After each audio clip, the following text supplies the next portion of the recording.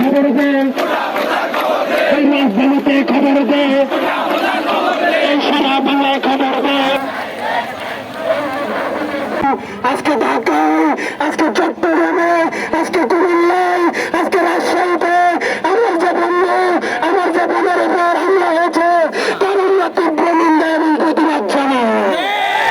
আপনারা আমাদের সমন্বয়ক বন্ধুদের ডাকলে আসবেন, আপনারা আমাদের সাথে এভাবে থাকবেন। আপনারা সংবিধানের পক্ষে, আপনারা ৭১-৩০ লাখ শহীদের পক্ষে, যে ২ লাখ